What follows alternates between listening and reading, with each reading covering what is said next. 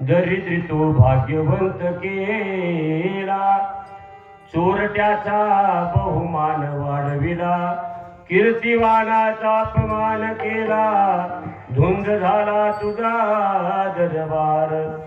वैर्याशी दिदले मोक्ष सिद्धी, कपटिया दिदले मानेली, सेवकाच्या ढुंगान मिळे चिंदी, चालकाची देलोक्य भावे वंदी, धुंद झाला तुझा दरबार.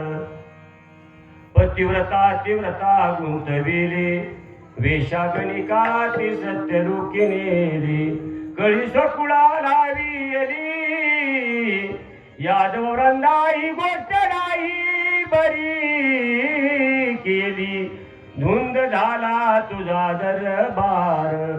सत्यवानाचा बहु केला छळ, कीर्तिवानाचे मारिले बाळ, सका म्हणायशी नाशी त्याचे बळ, जनी म्हणे मी झाले तुझे खेळ, धुंद झाला तुझा दरबार. विठ्ठल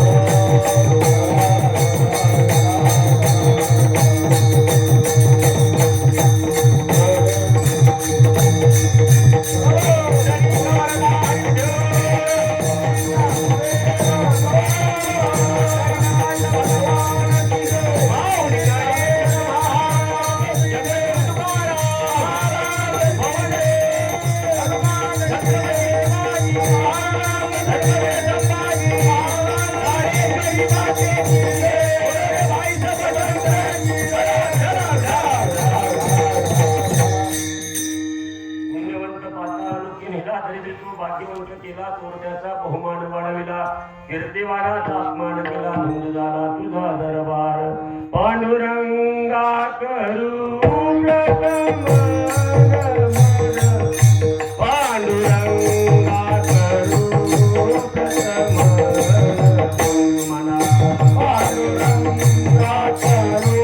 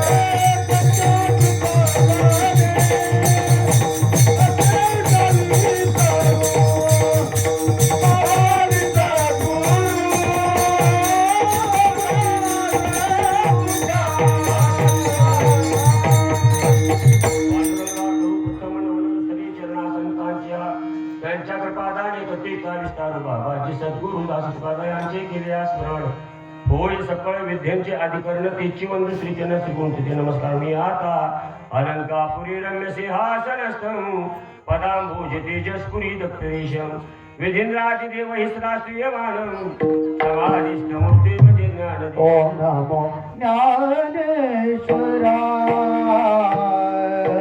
ओम नमो ज्ञानेश्वराय ओम नमो ज्ञानेश्वराय ओम नमो ज्ञानेश्वराय ओम नमो ज्ञानेश्वराय ओम नमो ज्ञानेश्वराय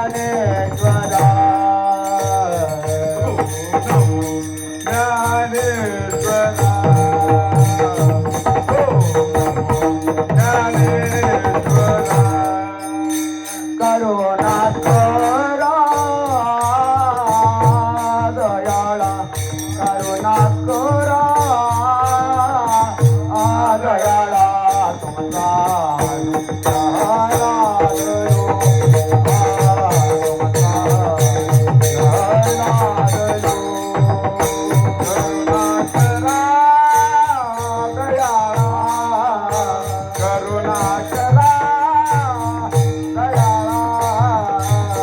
तुमचा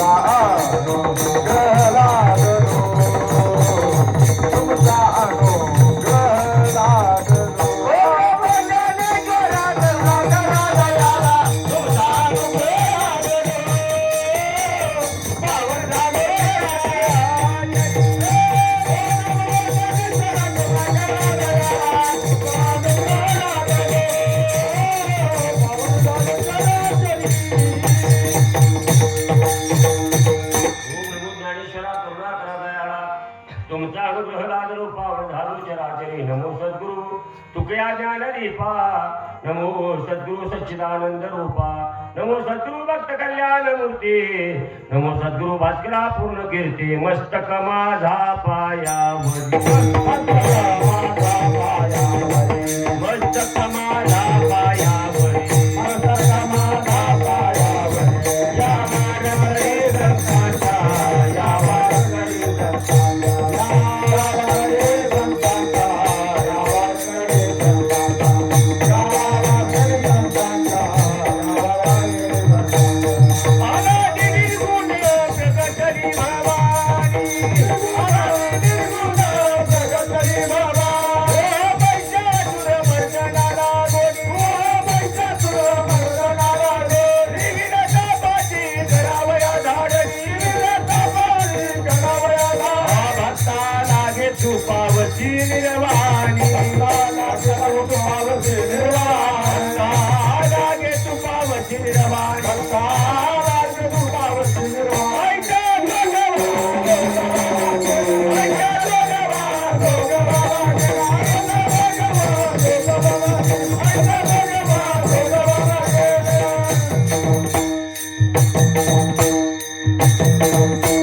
पुण्यवंत पाताळ लोकी नेला, दरिद्री तो भाग्यवंत केला, चोरट्याचा बहुमान वाढविला, कीर्तिवानाचा अपमान केला, धुंद झाला तुझा दरबार.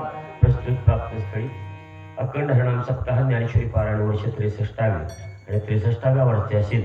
आजची 6व्या दिवसाची कीर्तन पुष्प सेवा परम भाग्यानं माझ्याकडे लाभलेली आहे.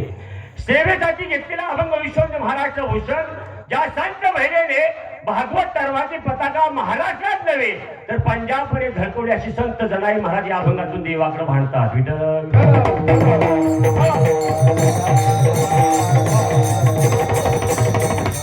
देवाकडे भांडण्याचा अधिकार कधी प्राप्त होत असतो?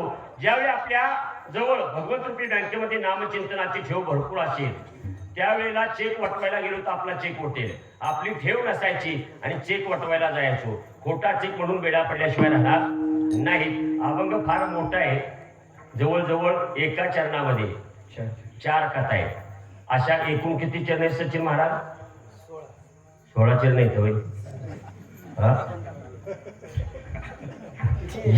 चरण मी विचारतोय, कथा नाही विचारत. विठ्ठल विठ्ठल. एकूण 15 कथा या अभंगामध्ये आलेल्या आहेत. आता वाजले 10. वेळ कीर्तन संपवण्याचा मी प्रयत्न करणार आहे. एक धडगडाची पोर बायबा ज्यावेळेस नामदेव रायाचं कीर्तन ऐकते आणि तिच्या मनामध्ये जो भाव निर्माण होतो, तो भाव या अभंगामध्ये तिनं मांडलेला आहे. भाव निर्माण कधी होत असतो? समोरची स्थिती पाहिल्याशिवाय आपल्याला भाव निर्माण होत नाही. एका पोरानं आईला सांगितलं, आई प्रत्येकाची गाडी गावामध्ये, आता भाव तुमचा कोणता निर्माण होतो ते तुम्ही ठरवा बरं का. मी दृष्टांत सांगतो. प्रत्येकाची मुलाची गाडी झाली, आई मला तरी गाडी घेऊन दे. ती म्हणली आता जेवढे हप्ते जमतील तेवढ्यावरती गाडी घेण्याचा मी प्रयत्न करते. लाडक्या बहिणीचे हप्ते म्हणजे थोडे जमले, थोडे काय लोन करून पण बाळा मी तुला गाडी घेते बरं का. आणि दिवाळीच्या सणावरती गाडी घेतली. मुलाची इच्छा आईने पूर्ण केली. आई मुलालाही वाटलं, आई तू एवढं परिश्रम घेऊन मला गाडी घेऊन दिल्यास, आता तू गाडीवरती बस, आपण सातारा जाऊन येऊ. आणि दोघंही गाडीवरती बसले. गाडीवरती बसल्यानंतर मायबा आता हातात नवीन गाडी आल्यानंतर नेते बरं का. पोरांना त्याचं भान राहत नाही. 2-3 वेळा आपल्या खाल्ल्या तरी आहे ते स्पीड ते सोडत नाही बरं का. त्याचा ताप त्याला होत नाही, तुम्हाला नाही सांगत आता म्हटली.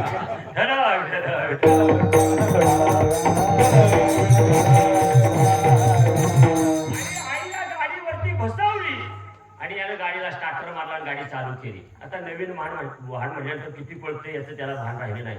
एवढ्या स्पीडनं गाडी पळवायला सुरुवात केली. मेन हायवेला गाडी घेऊन गेला.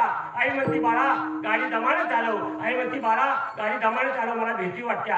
आणि एवढ्या स्पीडनं जात असताना समोरनं ट्रक आला आणि त्या ट्रक मध्ये काय झालं असो? बोला की काय झालं असो? तुमच्या मनात आलं काय? तुम्ही म्हणणार याला उडावलं असेल, पण ते उडावलं नाही, निघून गेलं.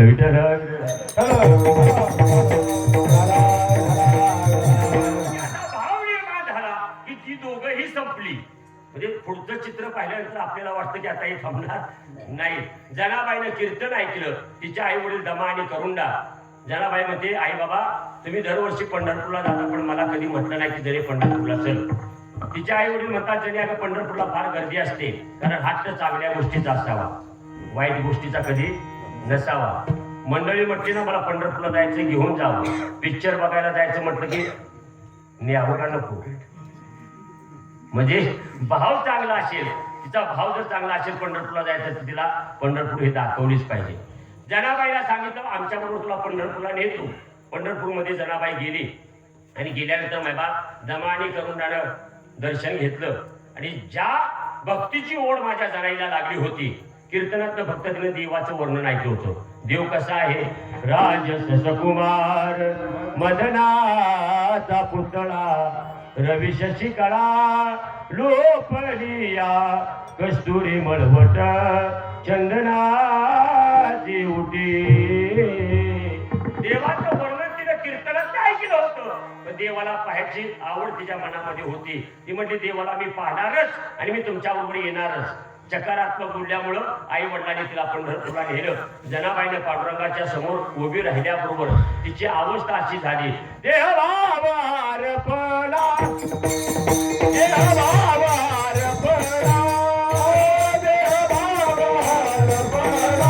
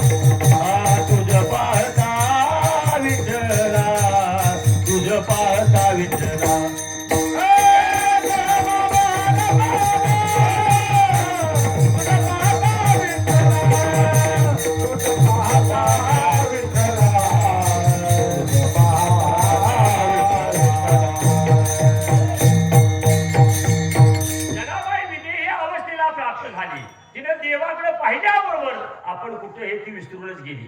कारण या चित्तामध्ये एकदा का भगवंत जर चित्तामध्ये जडला गेला तर हे चित्त कुठेही जात नाही. रूपी जडले रे लोचन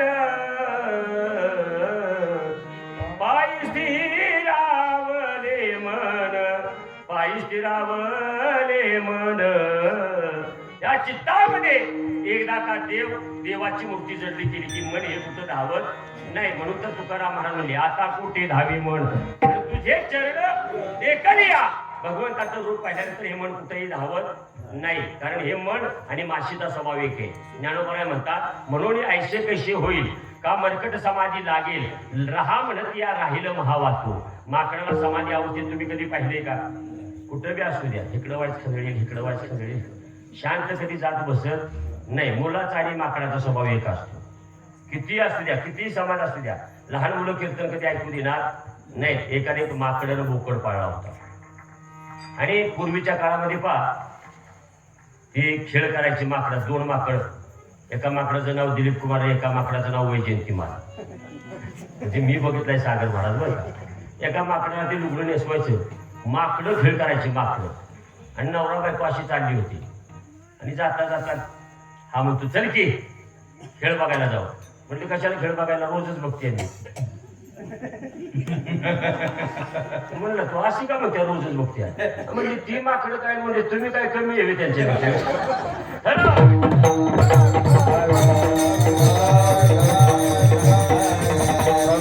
माकडाचा खेळ केला पण यानं एका ग्रस्तानं बोकडाला शिकवलं होतं. आता बोकड किती निर्बुद्ध मामा माहिती तुम्हाला. जात अतिशय निर्बुद्ध पण त्या बोकडाला झाडाच्या कडीतनं उडी टाकायची शिकवली चाकूच्या कडीतनं उडी टाकायची शिकवली. ते बोकड बी शिकलं बरं का. एक दिवशी गंमत अशी बाजारला जायचं होतं आणि पावसाचे दिवस नदीला पाणी आलं होतं. आपला नावेतनं जायला पलीकडे जायचं होतं. त्या नावाने सांगितलं अरे तुमच्या तिघांसाठी नाव पलीकडे नेणं मला काय जमणार नाही. एक 10-12 माणसं येऊ दे आणि मग आपण पलीकडच्या किनाऱ्याला जाऊ.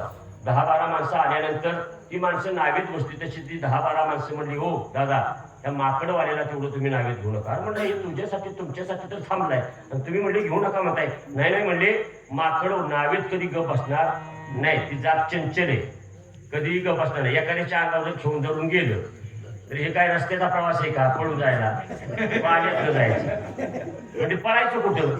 तुमच्या पायात होतो म्हणला मी त्याचा हातपाय बांधतो मला तेवढं नावेमध्ये या. लोक म्हणली जबाबदारी तुझी.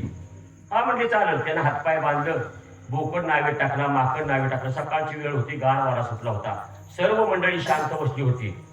सर्व शांत बसली होती पण माकड कुठं शांत बसते. आता हातपाय बांधलं तरी माकड शांत बसेना. त्यानं काय केलं एक त्याला गवताची काडी दिसली. गवताची काडी ती फडकडत पुढं गेलं बरं का ढुंगणानं. पाय बांधलेलं होतं ना ढुंगणानं फडकडत पुढं गेलं. ती गवताची काडी त्यानं तोंडात धरली तोंडात. आणि जो बोकड शांत बसला होता का नाही त्याच्या नाकात कोंबली. आता काय गरज आहे का हो? आता ते बोकड तो जात ते बोकड मारायला लागलं. आता नावी त्याला उडी मारते येते. नावीच्या काठावरती उभं राहून जी उडी मारली. उडी मारल्याबरोबर त्याचा बॅलन्स गेला. त्याची उडी पडली पाण्यात. पाण्यात पडल्याबरोबर सर्व लोक म्हटले आणि डुबुक दिशा असा काय आवाज आला म्हणून सगळी बघायला एका बाजूला. पाण्यात काय पडलं म्हणून बघायला जशी एका बाजूला आली तशी दुसऱ्या बाजूला नाव उचलली. एका माकडानं 12 लोकांना जलसमाधी दिली. विठ्ठल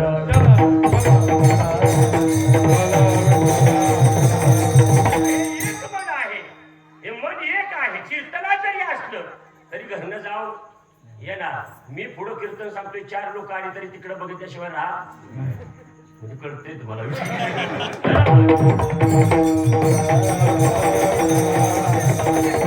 चपळ आणि जाता येता नलगेवर सर्व पदार्थावर माशी बसते का हो. पण विस्तवाव कधी बसले का ती विस्तवाव तिला माहितीये. आपण जर एकदा का विस्तवाव बसलो तर परत माघारी येत नाही. तसं काही लोकांना माहितीये आपण एकदा का माळ घातली आपल्याला बाकीचा उद्योग काय करता येणार नाही. म्हणून सहजासहजी वारकरी संप्रदायात माळकऱ्यांची संख्या का कमी आहे कारण इकडं बंधन आहे आणि जिकडं बंधन नाही खाओ पिओ मजा करू तिकडं लोकांची गर्दी जास्त आहे.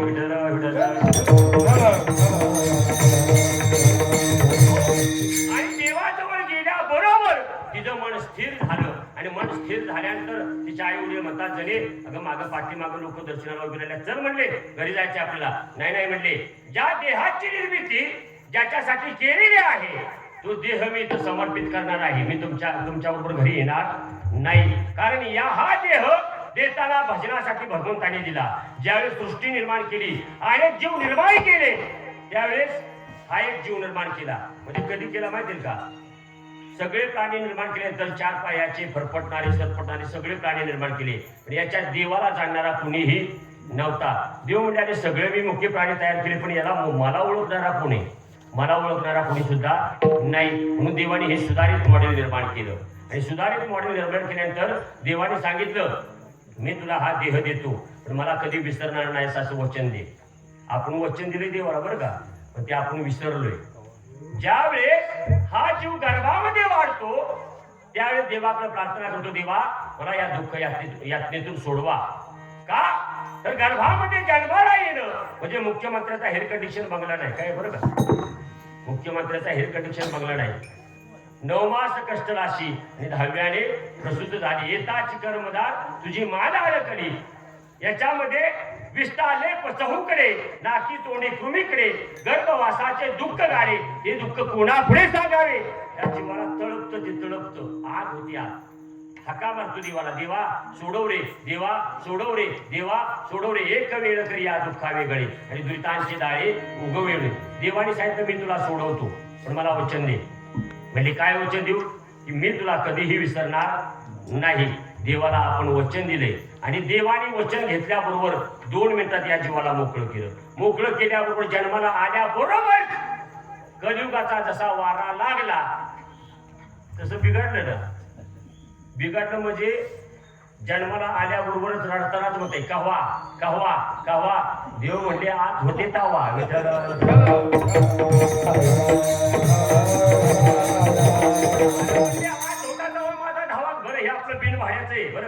त्याचं भाडं कोणी भरले का कधी? भरले का? वयाची 80 वर्ष होऊ द्या, 100 वर्ष होऊ द्या, ही बिन भाड्याची खोली. फक्त या खोलीला 3च अटी. विश्वकर्म्याने ही खोली आपल्या ताब्यात दिली आणि खोली ताब्यात देत असताना सांगितलं, अटी 3 पाळायची असली तर ही खोली तुझ्या ताब्यात देतो. ही खोली आतून बाहेरून स्वच्छ असली पाहिजे, आतून बाहेरून स्वच्छ असली पाहिजे. या खोलीमध्ये मोऱ्या तुमचा कामा नाही. तिसरी अट, ज्यावेळेस या खोलीला नोटीस लागल रामभाऊ खोली खाली करा, त्यावेळेस कुठल्याही कोर्टात अपील चालणार नाही. तुमच्या राहणीमानावरती, तुमच्या कर्तृत्वावरती ही खोलीचं भाडं म्हणजे राहणीमानाचं वाढवून दिलं जाईल. तुम्हाला पुढं वाढवून दिलं जाईल. पण ही जर 3 अटी मान्य असतील तर ही खोली तुमच्या ताब्यात देतो. मला सांगा माहिती, आपण जन्माला आल्यापासून ह्या खोलीचं भाडं किती लोकांनी भरले का कधी? नाही भरलं. 1 रुपया सुद्धा भरला नाही. किती वापर करतोय आपण याचा, चांगल्यासाठी बी करतोय. मी नाही म्हणणार, तुम्ही म्हणा.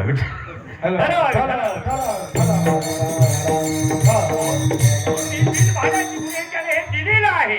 देवे दिला देह भजना गोमटा, देवे दिला देह भजना गोमटा, देवे दिला देह भजना गोमटा, देवे दिला देह भजना गोमटा, देवे दिला देह भजना गोमटा, देवे दिला देह भजना गोमटा, देवे दिला देह भजना गोमटा, देवे दिला देह भजना गोमटा.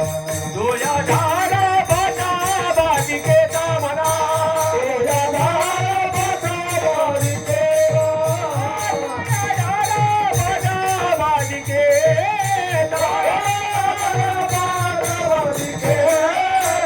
देवे दिला देह भजना गोमटा, देवे दिला देह भजना देवे दिला देह भजना गोमटा, देवे दिला देह भजना गोमटा. देवाने हा देह आपल्याला भजनासाठी दिलेला आहे. नुसता दिलेला नाही तर इतका रंगरंगोटी करून आपल्या हातामध्ये दिलाय. किती सुंदर नरदेह दिलाय. तुकाराम महाराजांचं दुसरं एक प्रमाणे, दिली इंद्रिये हात पाय कान, डोळे मुख बोलाया वचन. ही कशासाठी दिली? जेणे तू जोडशी नारायण, नाचे जीव पण भवरोग. भगवंताला जोडण्यासाठी ही इंद्रिये दिलेली आहेत बरं का. जर दिलेली नसती तर तुकाराम महाराजांनी इथं अक्षर बदललं असतं बरं का. फुटली इंद्रिये हात पाय कान, ही फुटलेली नाही.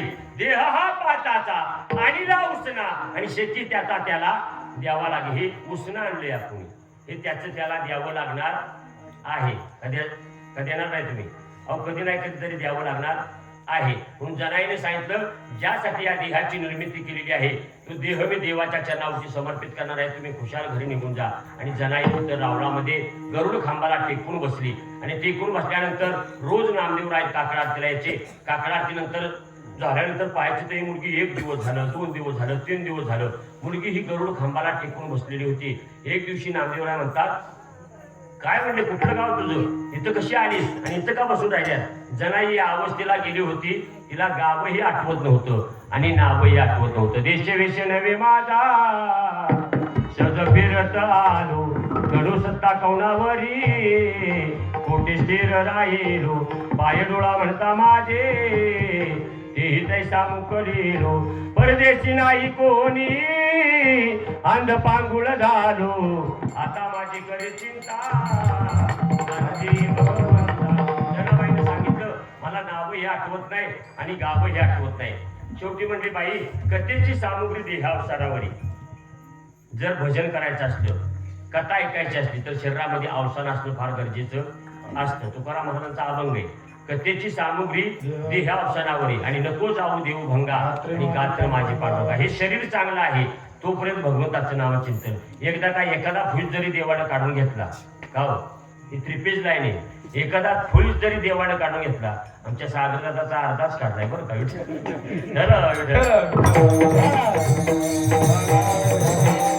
एखादा फुल काढला आणि मग कीर्तनात येऊन माणसं बसतात. मग म्हणतात, वा ऐकायचं असं म्हणून ऐकायचं होतं तेव्हा इकडं आला नाही.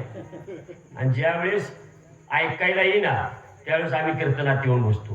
नुसता एक जरी अवयव निघून गेला तरी केवढा घोटाळा होतो. एका घरामध्ये सगळंच कुटुंब बहिरं होतं, सगळं सासू सासरी बहिरे, पोरं बहिरी, नातवांड बहिरी, सगळीच बहिरी. एकाने एक बोललं ते दुसरं एक बोलायचे. खेडे गावातलं त्याची 2 बैल होती. त्याचं बैल तांबीच्या माळात चारायला गेलं, तिथं 2 रस्ते फुटलं होतं. एक जुंदकडे फटा गेला होता आणि खाली सातारकडं. एक मुका आलं, त्याला जायचं होतं मेड्याला. त्यानं असं विचारलं, म्हणजे 2 रस्ते ते कुठं जातात, म्हणजे असं विचारलं. मुख होतं, त्याला काय कळत नव्हतं.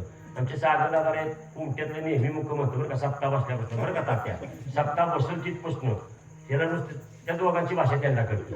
मी काकड्याला आणि नेमकं काकड्याच्या वेळेला कळलेला येणार आणि नेमकं आम्ही चालू करत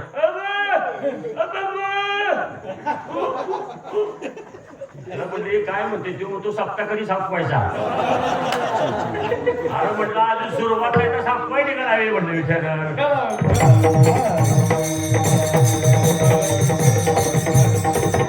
त्याचा एक रस्ता मेड्याला कुठला जातो, दुधाला कुठला जातो. ह्याला असं वाटतं हे दोन्ही बी बैल मागते. दोन्ही बोट केल्यामुळं तो म्हटला घरच्या घरची खोंड येतं एकात नाही आणली. 2 काय बघतोय एक देणार नाही. त्याला जायचं होतं दोनला, त्यांना हात झटाकला ते गेलं मेड्याकडे. त्याची धर्मपत्नी त्याला जेवण घेऊन आली होती. बराच वेळ झालं आऊत घेऊन गेलो होतं. जेवण घेऊन आली, त्यानं आपली शिदोरी सोडली. आता ही बी बहिरीच होती. हा म्हटला एक माणूस आला, त्यानं आपली दोन्ही बैल मागितली. पण मी सांगितलं घरच्या घरची येतं, 2 काय मागतोस एक देणार नाही. हे बघा म्हणले, मी तुम्हाला सांगत होते घाटाघाटची सुरू करू नका, मी स्वयंपाक बनवला नाही. त्याला असं वाटतं हे स्वयंपाकाविषयी बोलते. म्हणजे मी आमटी केली नाही, भाकरी सुनच केल्यात आहे. त्या भाजल्या करायची गिळायचं असतं तर गिळा. आता हे सांगते बैलाचं आणि ह्याला वाटलं हे स्वयंपाकाचं. दोघांचा वाचा, दोघांचं एकमेकाचं काही कळलं. तिनं आपली शिदोरी उचलली, घरी आली भांडी वगैरे घेऊन. आणि सोनबाई हळदी कुंकवाच्या कार्यक्रमाला दागदागिने नेसून सुंदरपैकी नटून निघाली होती. आता सासूचा काय हो, सासूचा स्वभाव तो. दारातनं आत आल्याबरोबर ती जशी घरातनं बाहेर आली तसं सासूनं हातच केला. असाच तो तुझ्या आईने शिकवलं होतं, असाच का स्वयंपाक करत्या, मिठाचं होतं त्या आमटीत, भाकरी कच्च्या होत्या. आता ही स्वयंपाकाचं सांगते ना. असा हात केल्यामुळे तिला वाटलं दागिनं घातल्यात म्हणून सासूला नाही की आवडलं. ती दागिन्याकडे झाड जायचं ना. मी म्हणजे आत्या किती दिवसानं व मी हळदी कुंकवाच्या कार्यक्रमाला निघाल्या आणि म्हणजे किती दिवसानं आई बापानंच माझे दागिने दिलेत. घातलं तर म्हणले काय तुम्हाला वाईट वाटायची काय करू नाही का. आता ही स्वयंपाकाविषयी बोलत्या आणि हिला वाटलं ही दागिन्याविषयी बोलत्या. तिला जी राग आला घरात गेली, सगळं दागिने काढून ठेवलं आणि रुसून कोपऱ्यात बसली. मालक गिरणीत दळण घेऊन गेलो होतो. आता हे रुसून बसल्यानंतर जसं मालक घरात आलं तसं हे म्हणले, हे बघा किती दिवसात तुम्ही हळदी कुंकवाच्या कार्यक्रमाला निघाले होते, एवढी चांगली नटले होते तरी नाही की तुमच्या आईने मला जाऊ दिलं, नको नको असल्या मला बोलल्या. म्हटलं मी तरी काय करणार, गिरणीत गर्दीचले होते. आता हे सांगते आईचं कारण हे म्हणते गिरणीत गर्दीचले. हे तू म्हणला मला माहित नाही, माझ्या विश्वास असला तर पप्प्याला विचार. पप्प्याला विचार म्हटल्याबरोबर पप्प्या म्हणला आई गाव गवत काय येत आहे.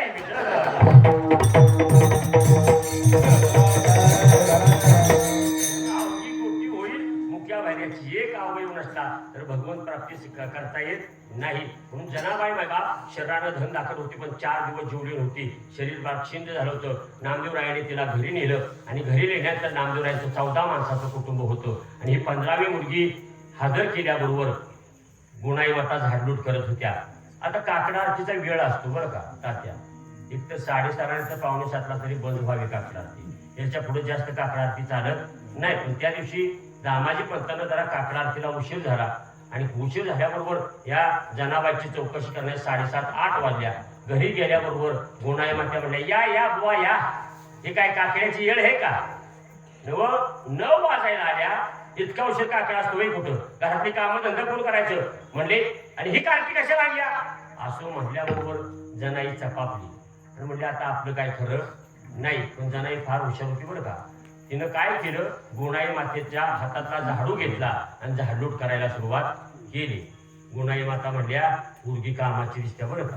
म्हणले असू द्या. म्हणले काय का असं 14 माणसात ही 15वी मुलगी खपून जात्या. मग ते आता जनाईचं वय लहान होतं पण गुणाई मातेनं काही सुद्धा काम सांगितलं नाही. लहान पोराला आपण काम सांगतो का, नाही का सांगत नाही, ते ऐकतच नाही. त्याला जर तांब्या उडू दे म्हटलं तर ती घरात जात नाही, बाहेर जातं. जनाईचं वय लहान होतं, खेळकर होतं, तोपर्यंत काही काम सांगायचं नाही. पण जसं जनाईचं वय वाढू लागलं तसं गुणाई माता म्हणतात, बाई जनाई आता खेळकरपणाचे दिवस संपले, आपलं 14 माणसाचं कुटुंब आहे. पूर्वीच्या काळी गिरणी नव्हत्या, मग जनाई जवळ गुणाई मातेनं धान्य द्यावं. पहाटे 4 वाजता माझ्या जनाईनं जात्याच्या खुंट्याला हात घालावा आणि दळायला सुरुवात करावी. दळत असताना मायबाप जनाई एवढी तल्लीन व्हायची की इतकी गीतं सुंदर म्हणायची. सुरुवात केल्याबरोबरच ती काय म्हणायची, ए रे बा विठ्ठला, ए रे बा विठ्ठला, ए रे बा विठ्ठला, तू ए रे बा विठ्ठला, ए रे बा विठ्ठला, तू ए रे बा विठ्ठला, ए रे बा विठ्ठला, तू ए रे बा विठ्ठला, ए रे बा विठ्ठला, तू ए रे बा विठ्ठला. जनाबाईनं हात मारल्याबरोबर पांडुरंग परमात्म्यानं विठ्ठीवरून उडी मारायची आणि गोपाळपुऱ्यामध्ये जनाबाईच्या जात्यावरती दळण्यासाठी जायचं. 1 दिवस झालं, 2 दिवस झालं, 3 दिवस झालं. रुक्मिणी आईसाहेब म्हणल्या, हे आमचं म्हणजे तुम्ही म्हणू नका, देवादिकांना बी धाक होता मंडळीचा, बरं का. आपल्याला असतो, पण देवादिकांना सुद्धा धाक होता. रुक्मिणी आईसाहेब म्हणले, हे जातात कुठं म्हणून एक दिवशी पाळत ठेवली आणि जशी देवानं विटेवरनं उडी मारली तशा आईसाहेब सुद्धा देवाच्या पाठीमागं आल्या. कारण पूर्णतः आपल्यावरती सत्ता कुणाची हो, आपल्या मालकिनीची आहे का नाही. आपल्या मालकिनीची सत्ता आपली. कारण मालक कुठं जातात, कुठं बसतात, काय खातात, काय पितात, याची सगळी चौकशी आपली मालकीन करतात. नुसता साधा खोकला जरी आला का नाही मालकाला, तरी मालकीन म्हणते न 4 दिवस झालं तुम्ही खोकताय. आणि कालच रामा मिलिटरीतनं रजी वाढला आलाय, मिलिटरीतली खोकल्याला चांगली असते, आणू का. तो म्हणला आणखी, ही राणा म्हणला अत्याच जास्त येऊ नका, आपलं 2 चमचे घेऊन जा. तिनं 2 चमचे त्यानं दिलं तो, तेवढ्या खोकला दाबला बरं का. म्हातारा म्हणला जरा कप भरून देतोय का मग. 2 चमच्यावरून कपाव आलं बरं का. आणि तिसऱ्या दिवशी म्हाताऱ्यानं कप पडलं म्हणाला, हा एवढं गलास भरून गेलं. आता खोकल्यानं काय बरंच होतं. म्हणून आपल्यावरती आपल्या मालकिनीची सत्ता असती. आईसाहेब आल्या आणि जनाबाईच्या जात्यावरती पांडुरंग परमात्मा दळत होते. जनाबाईनं गीत पुढं म्हणावं आणि माझ्या पांडुरंगानं ते गीत पाठीमागं म्हणावं. विठाला विठाला विठाला सुरुवात केल्याबरोबर जनाईनं गीत सुरू केलं. कुंडलिक माझा बंधू, रुक्मिणी माझी माता, रुक्मिणी माझी माता, रुक्मिणी माझी माता. आता तेच गीत माझ्या पांडुरंग परमात्म्यानं तसंच म्हणावं. कुंडलिक माझा बंधू, रुक्मिणी माझी माता, रुक्मिणी माझी माता, रुक्मिणी माझी माता. 1 वेळ झालं, 2 वेळ झालं. आई म्हणल्या, आईसाहेब म्हणतात, आज देव भांबावले बरं. हुशार म्हणता, रुक्मिणी माझी माता, आता मी काय ह्यांची आई आहे मी. तेवढ्यात आईसाहेब बोलल्या, ओ देवा डोकं ठिकाणी आहे का. हुशार म्हणताय रुक्मिणी माझी माता, मी काय तुमची आई आहे. आपण बायकोला कधी आई म्हणतो का नाही. म्हणतात माणसं भांडणाला वरचढ गेली तर आपल्यापेक्षा भांडायला जास्त 4 कापडी गेली काय आपण पाठीशी म्हणतो गप्पाची आहे, उद्यापासून मी तुझ्या भांडणार नाही म्हणतो का नाही. म्हणजे आपण सुद्धा आई म्हणतो. आईसाहेब म्हणतात, देवा डोकं ठिकाणावर ठेवा, मी तुमची धर्मपत्नी, तुम्ही आई काय म्हणताय. त्यावेळेस पांडुरंग परमात्मा म्हणतात, रुक्मिणी तू केव्हा आलीस. म्हणजे गीताला सुरुवात झाली तेव्हा. मग जनाईला रुक्मिणी आईसाहेब म्हणतात, जने देव भोळा भेटला म्हणून काही म्हणायला सांगतेस. म्हणजे मी आल्या, म्हणजे आता तू पुढं वळ, मी पाठीमागं म्हणते. मग जनाबाईनं गीताला सुरुवात केली. चंद्रभागा माझी आई, विठ्ठल माझा पिता, विठ्ठल माझा पिता, विठ्ठल माझा पिता. तेच गीत रुक्मिणी आईसाहेबांनी तसंच पाठीमागं म्हणावं. चंद्रभागा माझी आई, विठ्ठल माझा पिता, विठ्ठल माझा पिता, विठ्ठल माझा. 1 वेळ झालं, 2 वेळ झालं. मग पांडुरंग परमात्मा म्हणतात, रुक्मिणी आता तुमचं डोकं ठिकाणी आहे का. खुशाल म्हणताय विठ्ठल माझा पिता, हे काय तुमचा बाप आहे. त्यावेळेस रुक्मिणी आईसाहेब म्हणल्या, देवा इथं तुमचाही दोष नाही आणि माझाही दोष नाही. इथं आल्याबरोबर जात्याचाच करंट लागतोय. विठ्ठल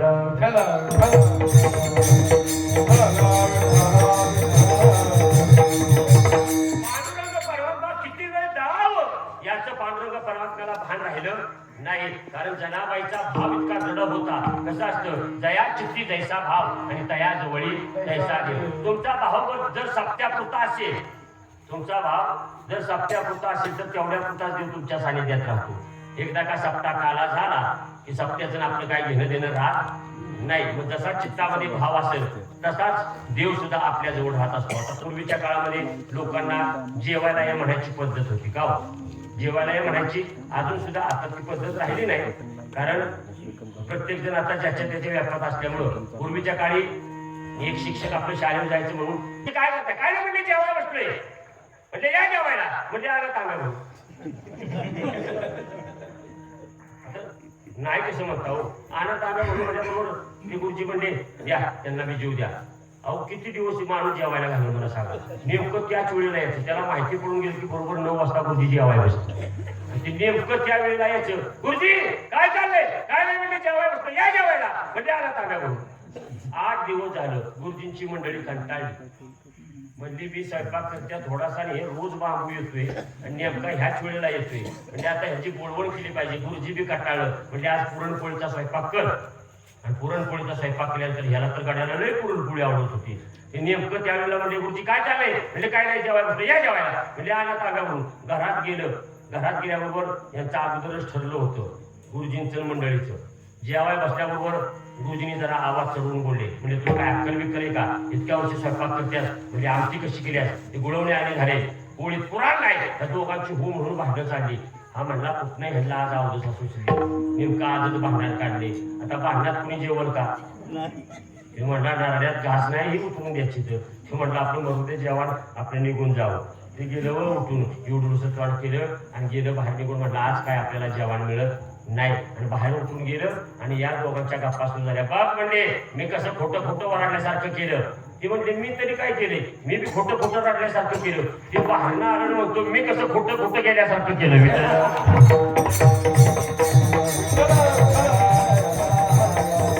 तया चित्ती तैसा भाव आणि तया जवळी तैसा देव. जनाबाईचा भाव दृढ होता म्हणून पांडुरंग परमात्मा जात्यावरती दळण दळत होते का तर तिच्या घराचं मंदिर झालं होतं. जनाई करीते हरी भजनाई जनाई करीते हरी भजनाई जनाई करीते हरी भजनाई जनाई करीते हरी भजनाई दलित से देवकी नंदना दलित से देवकी नंदना जनाई करते हरे भजना जनाई करते हरे भजना. सारे सारे देवकी देवकी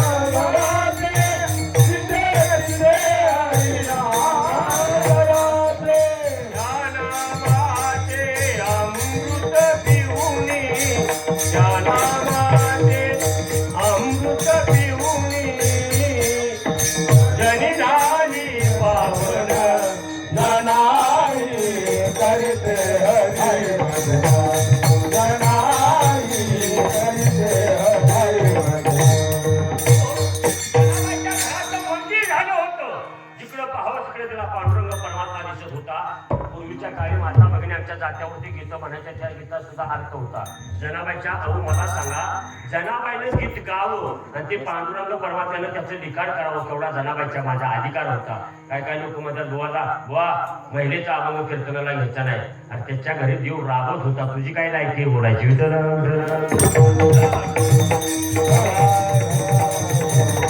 जात्यावरती गीत गात असताना महिला जाते म्हणून एक प्रकरण मालिकेत फार सुंदर आहे. त्या दिवशी मारुती महाराज म्हणले बरं का सुंदर माझी जाते ग खरं ते बहुतेक असे गरगरा नाही पण गादीवरच्या माणसाचा अपमान होऊ नये म्हणून आम्ही गप बसलो होतो. काही गोष्टी कीर्तन करायच्या फेडाव्या लागतात बरं का. म्हणजे चुकत असलं तरी सांगता येत नाही. त्या गादीचा अपमान असतो म्हणून आपण किती उभ असलो तरी बोलत नाही.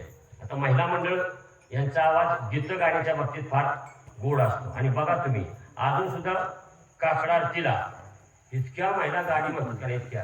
आता तुम्हाला त्याचं काय कळणार आहे. तुम्ही काकडा आरतीच्या वेळेला तुम्हाला काकडा इजला का पेटला हे बी माहिती नाही. म्हणजे काकडा ब्राह्मी भूतावर केलेलं नामचिंतन हे कधी वाया जात नाही. तुम्ही कीर्तनाला येऊ नका पण काकड्याला या. विठ्ठल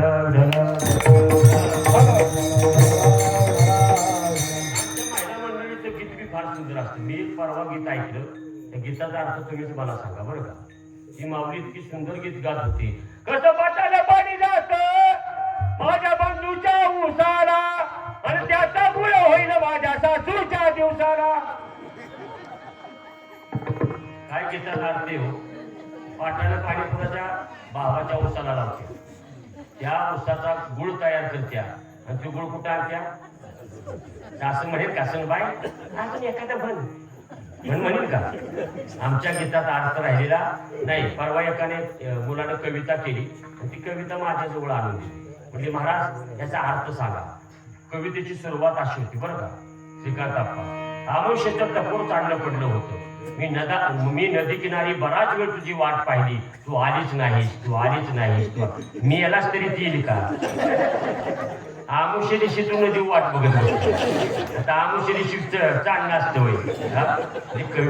कविता कुठली करावी याची तरी आपल्याला वाट बघत बसायची न देऊ. ती म्हणून मर तिकडे एवढ्या अंधाराची मी कशाला येत्या. म्हणजे आमच्या काव्यामध्ये अर्थ नाही. जनाबाईचं काव्य अर्थ भरीत होतं. सर्व माता भगिनी माझ्या पाठीमागं म्हणा. सासू आणि सासरा दिरतो तिसरा.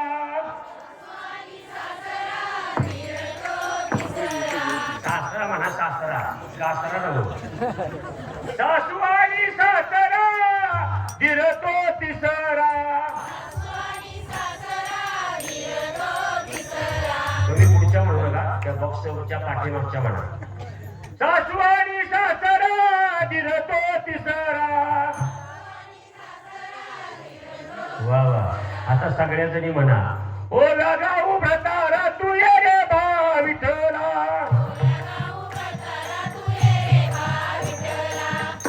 असली गीत यादीच म्हणावी बरं का. त्या जनाबाईच्या गीतामध्ये एवढा अर्थ होता. त्याच्यामुळे एवढंच नाही माय बाप. जनाबाईची गीतं देवानं लिहिली पण देवानं जनाबाईची वास सुद्धा मारल्या. वेणी फणी सुद्धा केली.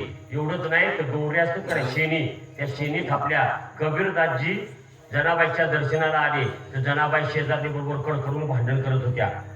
कबीरदासची म्हणली मी इतक्या लांबून आलो म्हणली ही जणी इतकी वाईट शिव्या देत्या आणि म्हणले हिच्या मी दर्शनाला हेतपर्यंत आले. तुम्हाला माहिती आहे यशवंत बाबा सिद्धेश्वर कुरोलीचे बाबा सुद्धा एखाद्याला जर शिव्या दिल्या ना तर त्याचा उद्धारच व्हायचा बरं का शेलार दादा. म्हणजे अशी काहीतरी महात्मे कलियुगात आहेत. शिव्या दिल्या की त्याचा उद्धार झाला म्हणून समजायचं. दगड जर आपल्याला मारली का नाही ते आपलं आयुष्य बदलून जाणार एवढं निश्चितच. आणि ती जनाबाईच्या शिव्या ऐकल्याबरोबर कबीरदास म्हणले इतक्या लांबून मी तुझ्या दर्शनाला आली जणी आणि हे काय म्हटले तुझी अवस्था. तू भांडत्यास म्हणजे नको कसल्या घाणेरड्या शिवाय देत्यास. अहो म्हणजे मी काय करणार. माझ्या गौरी असताना ही म्हणती माझ्या गौरी म्हणजे तुझी गौरी ओळखायची कशी. म्हणजे ज्या गौरीतनं विठ्ठल विठ्ठल नामचिंतन येईल ध्वनी येईल ती गौरी माझी. आणि ज्याच्यातलं नाव येत नाही ती तिची. कबीरदासानी गौरी हातात घेऊन जशी कानाला लावली तशी विठ्ठल विठ्ठल विठ्ठल आवाज आल्याबरोबर कबीराने तिथंच साष्टांग हे करी दंडवत साष्टांग नमस्कार घातला. आणि एक दिवशी मायबाप जात्यावरती दळत असताना इतका पांडुरंग परमात्मा विदेही अवस्थेला प्राप्त झाले. पहाटे 4चा सुमार झाला तरी देव भाडावरती नाही. आणि मग इकडे पहाटे 4 वाजता काकडा आरतीला सुरुवात झाली होती. उठा पांडुरंगा आता दर्शन द्या सकळा, दर्शन द्या सकळा, झाला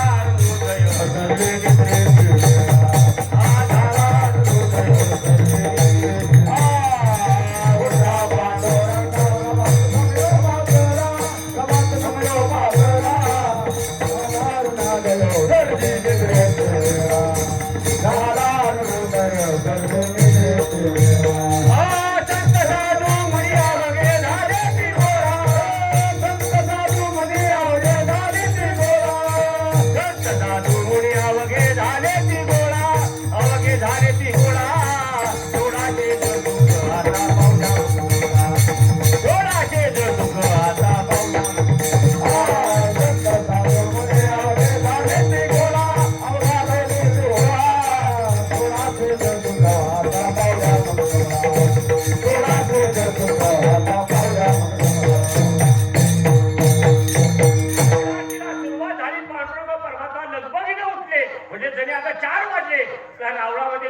गावाचे सर्व संत मंडळी काकडा आरतीला आले असतील. लगबगीने उठले, शेला आणि दागिने जनाबाईच्या घरी विसरले आणि जनाबाईची गोधडी घेऊन म्हणजे वाकड घेऊन विटेवरती जाऊन उभे राहिले. बडवे मंडळीने पूजेला सुरुवात केली आणि पूजेला सुरुवात केल्याबरोबर बडवे मंडळी म्हणतात देवाचा शेलाही नाही आणि दागिनेही नाही. म्हणले चोरी कोणी करावी. म्हणले एकानं असं अनुमान प्रमाण काढलं बरं का. एकानं असं अनुमान प्रमाण काढलं ज्याची वाकड असेल त्यानं चोरी केली असावी. अनुमान प्रमाण सुद्धा लावता आलं पाहिजे बरं का. जर आपल्या घरी एखादं जास्त शिकलेली सुनबाई असली तर जास्त बोलत नाही. आपण विचारलं का नाही मामांजी कुठे गेले तर ती काय म्हणते खुंटीला काठी आणि खुंटीच्या भिंतीला काठी आणि खुंटीला जर पगडी नसेल तर मामांजी कुठंतरी बाहेर गेले असतील. आणि भिंतीला काठी उभी असेल आणि खुंटीला जर पगडी असेल तर मामांजी इथंच कुठंतरी असतील. याला म्हणतात अनुमान प्रमाण. एक आंधळाग्रस्त आणि एक डोळसग्रस्त. आंधळी माणसं लई हुशार असतात बरं का. गाव सचिन म्हणा ह्यांच्या हाताला धरलं का नाही हे आपला त्यांचा हात आपलाच घट धरणार. त्यांचा हात मोडून घेणार ना आपला धरणार. त्याला माहितीये या जातीनं आपला हात सोडला तर आपण कुठं जावं म्हणजे आपल्याला घट धरतो. बघा तुम्ही कधी तुम्ही सचिन महाराजांना धरा ते स्वतःचा हात सोडून आपला हात धरला. हे दोघंही जात असताना एक डोळसग्रस्त म्हणला अरे काय म्हणले भोपळाचा वेल आहे म्हणजे आपल्याला जरा भोपळं भाजीसाठी घेऊन येतो. आंधळं होतं पण हुशार होतं बरं का. ते म्हणला कडू असतील चल. काय म्हणलं एकच वाक्य बोललं कडू असतील चल पुढं. आणि म्हणला तू आंधळ ते आंधळ आणि कडू भोपळं कसं तुला कळलं. ते म्हणला माझ्या विश्वास असला तर जाऊ बघ. ती गेलं 200-250 भोपळा होता. त्यातली एका भोपळ्याची फोड काढून आणली जी घेऊ ठेवली तर तोंड इतकं वाईट केलं. ते म्हणला गाड्या तू आंधळा असून भोपळं कडू येते ओळखलंच कसं म्हणजे मूर्खा तुला अक्कल पाहिजे. गावातनं आज जाताना 200-250 भोपळा जिथं राहिलाय तू कोडा असल्याशिवाय राहिलाय का. जर चांगला असता तर लोकांनी ठेवला असता का. म्हणजे हे अनुमान प्रमाण लावता आलं पाहिजे.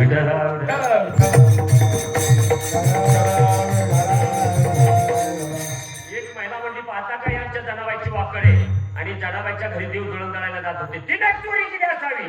हो जनाबाई परमार्थाला लागल्यानंतर नामदेवरांच्या कीर्तनात जनाबाई उभी राहायची.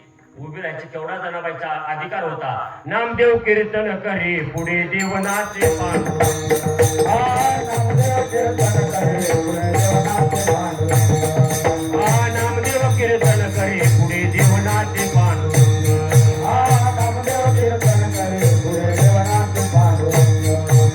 जरी म्हणे ज्ञान देवा बोला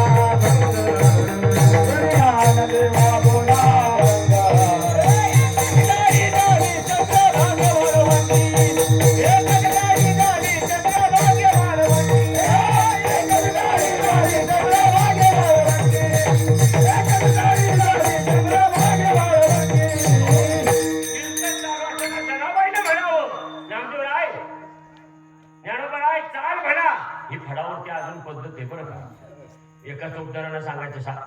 भास्कर महाराज तुम्ही म्हणा सचिन महाराज तुम्ही म्हणा अलीकडे काय झाले सागर दादा ज्याच्या पुढे तुम्हाला पिऊत राहायचा अधिकार असणारी जनाबाई आणि मायबाप सर्व माता भगिनी म्हटल्या जलीचीच वाकडे.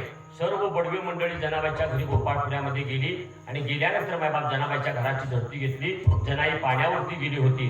जनाईच्या घराची झडती घेत असताना आता कोणत्यामध्ये शेला दागिने अडकत होते म्हणून देवाने तिथंच काढून ठेवले. ते पुराव्यानिशी जनाबाई सापडल्यामुळे लोक म्हटली जनाबाई चोर आहे. हिला म्हणले चावडीवरती घ्या. जनाई घागर घेऊन आली. म्हणले काय म्हणजे माझ्या दारामध्ये गर्दी केली. अगं म्हणले तू देवाची दागिने आणि शेला चोरलायस. अहो म्हणले मी कशाला रावणात केल्या मी गेली नाही. म्हणले हे कुणाची दागिने. जनाबाई मनातल्या मनात होती देवानं घोटाळा करायचा तू केला. आणि शेवटी मायबाप जनाबाईला चावडीवरती आणली आणि चावडीवरती आणल्यानंतर सर्वांनी एकच निर्णय घेतला. काय नाही म्हणजे जनाबाईला सुळावरती द्या. तिने चोरी केलेली आहे म्हणून शेवटची इच्छा म्हणून जनाबाईला विचारलं तुझी शेवटची इच्छा काय आहे. जनाबाई म्हटली माझी शेवटची इच्छा एकच आहे त्या पांडुरंग परमात्म्याचं मला दर्शन घेऊ द्या आणि मग खुशाल मला तुम्ही सुळावरती द्या. आपल्याला जर कोणी विचारलं तुमची शेवटची इच्छा काय आहे आपण काय म्हणू शेजारच्या रामाचं 2 एकर तेवढं माझ्या तिकडं डोळे खरेदी होऊ द्या मग मला फसावती दिलं तरी चालेल. जनाबाईने शेवटची इच्छा पूर्ण केली. म्हणजे माझी एकच इच्छा आहे त्या पांडुरंग परमात्म्याचं मला दर्शन घेऊ द्या. सर्व बडवे मंडळींनी जनाबाईला रावळामध्ये आणलं. जनाबाईने पहिलं पाऊल महाद्वारामध्ये टाकलं. देव विटेवरती उभा होता आणि विटेवरती उभा असताना जनाबाईनं पदर असा खोचला भांडताना आमच्या माता भगिनी तसं करतात बरं का. जास्तच कडाक्याचं भांडण लागलं का नाही, असाच पदर खाऊन येते मी घेऊन जातात. जनाबाईनं जसा पदर खावला आणि लाल भडक डोळं देवाने पाहिलं, म्हणजे आज काय आपलं खरं दिसत नाही. इतकी म्हणजे जनाई आजपर्यंत मी चिल्ल्याने कधी बघितली नव्हती. पहिलं पाऊल टाकल्याबरोबर जनाबाई म्हणते, देवा जितका दिसायला वरले काळा दिसतोयस तितका तू आत काळा आहेस. देव म्हणजे पहिलेच वाक्य धडाकाव माझ्याजवळ. म्हणले इतकी का खवाळल्या, म्हणजे त्याने काय झालं विचारतोयस. म्हणजे तू दळायला माझ्या नाही नाही म्हणले, मी कीर्तनात उभे राहिले तर नको नको तसली लोक मला बोलत होती, नको तसल्या शिव्या देत होते. म्हणजे एक महिला असून काय म्हणले ती भजन करत्या, काय पताका घेत्या, काय वारीला जात्या. पण लोकांना मी खडसवून सांगितलं, पंढरीच्या पेटे मांडलेले पाल आणि मनगटावरील तेल घाला तुम्ही.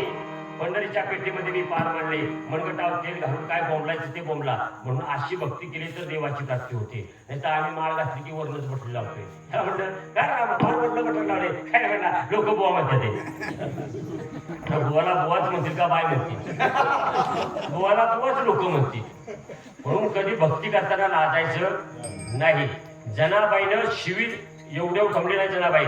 जनाबाई म्हणली, अरे अरे विठ्या मूळ मायेच्या कारच्या तुझी रान रणकी झाली, जन्मसावित्री सुडाली आली, तुझं गेलं मड तुला पाहुणी काळ रड. म्हणजे तुझं मड गेलं, तुझ्याकडे बघून काय रडतोय. आता हे तिच्याशिवाय बरं का, ही शिवी उच्चारण्याचा माझा सुद्धा अधिकार नाही.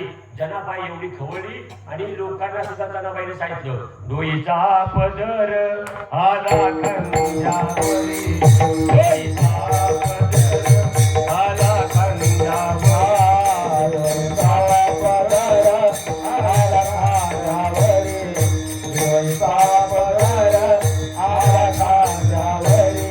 हे भरगा बाजारी जाई नदी, भरगा बाजारी जाई नदी, भरगा बाजारी जाई नदी, भरगा बाजारी जाई नदी. तुझ्या भक्तीसाठी मी डोक्यावला पदर खाली खांद्यावरती घेतला, कधी लाज बाळगली नाही. आणि तू माझ्या घरी जात्यावरती दळण दळायला आलास, माझी वेणी फणी केलीस, माझ्या वा बघितल्यास. त्या वाडला किती सुद्धा गंमत वाटत असं चालत म्हणत बघा. देवाने वा बघताना माता भगिनींना जितक्या जमत नाहीत ना, तितक्या देवाने माझ्या जनाबाच्या डोक्याच्या वा मारायच्या. बरोबर अशी शोधून शोधून ऊन काढायची, बरोबर एका अंगठ्यावर लचीन दुसरा अंगठा असा दाबायचा. तो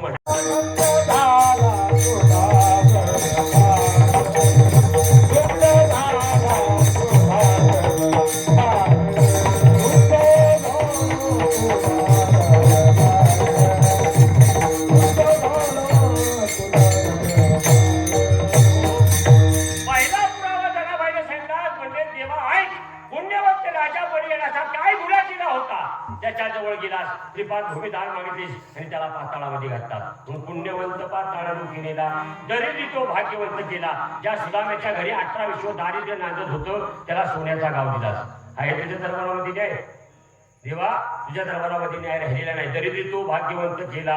ज्या वाल्या कोळ्यानं एकच मंत्र त्याला माहिती, धरा आणि मारा, त्याचा बहुमान वाढवलास. आणि कीर्तिवान राजा शिशुपाल आणि कर्ण याचा अपमान केला. म्हणून देवा, तुझ्या दरबारामध्ये न्याय राहिलेला नाही. धुंद झाला तुझा दरबार. हे 4 पुरावे सांगितले. जनाबाईने 5वा पुरावा सांगितला, वैरियाची दिधली मोक्ष सिद्धी. वैरी म्हणजे पुतना राक्षसीन तुला विष काढून मारायला आली, तिला मोक्ष सिद्ध दिलीस. देवा मग सांग मला, म्हटले तुझ्या दरबारामध्ये न्याय आहे का. वैरियाची दिधली मोक्ष सिद्धी, कपटिया दिधली महानिधी. म्हणजे रावण लंकेचा महानिधी केलास, तुझी बायको पळवून नेली तरी त्याला लंकेचा महानिधी बनवलास. आणि ज्या हनुमंतरायानं पहिल्यांदा सीता शोध केला, त्या हनुमंतरायाच्या प्रभू रामचंद्रांचं म्हणजे तुमचं एवढं दास्यत्व केलं, त्याच्या ढोंगाला सारी चिंधी नाही तुला मिळाली. सेवकाच्या ढोंगाला मिळेल चिंधी. आणि चालकाशी त्रैलोक्य भावी वंदी. धुंद झाला तुझा दरबार. चालकाशी मध्ये नारदाला तिन्ही ताळांमध्ये लोक भावनेनं वंदन करायची. नारद नीतीची लोक समाजात जास्त करतात बरं का. खायचं हिपूरचं बी खायचं, हिपूरचं बी खायचं. आताची परिस्थिती कशी तुम्हाला सांगतो, खायचं एकाच, बोंबलाचं एकाच्या नावानं, तिसऱ्याचा गुलाल घ्यायचा, आणि चौथ्याच्या नावाखाली जाऊन हॉटेलात खायचं विठ्ठल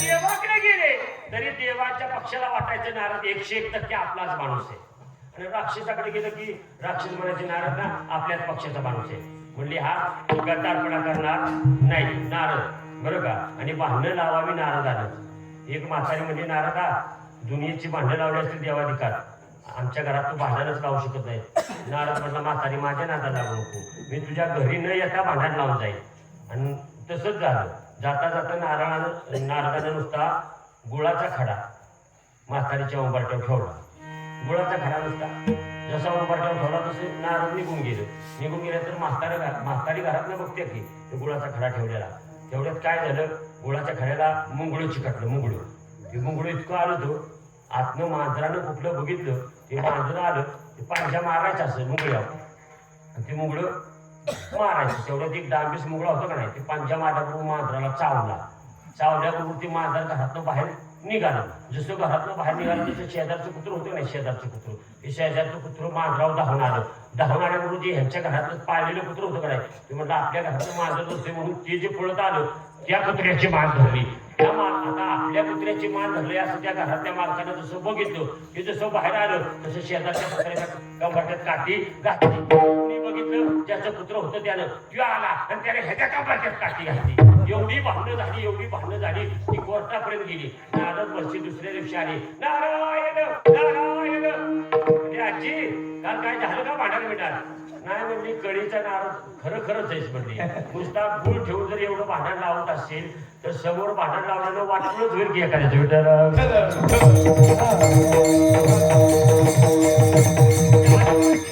भावी मंदिर जनाबाई पुढे सांगते पतिव्रता गुंतविली पतिव्रता लक्ष्मणाची बायको 14 वर्ष उभी राहिली 14 वर्ष का तर लक्ष्मणजी खाऊन गेले नाहीत म्हणून आता तर नाही सांगत बरं का राम अवतारात सांगते पतिव्रता ती व्रता गुंतविली आणि वेश्या गणिकाची सत्य लोकांनी गणिका वेश्या तिने आयुष्यात कधी देवाचं नामचिंतन केलं नाही तिला सत्य लोकात नेले स्वतःच्या कुळाचा नायनाट केलास यादव कुळ बघायला सुद्धा ठेवलं नाही यादव कुळाचं कोण राहिले का नाही राहिले 2च यादव राहिले एक मुलायम सिंग यादव दुसरा कुठला लालू प्रसाद ही 2च कशी राहिली कुणा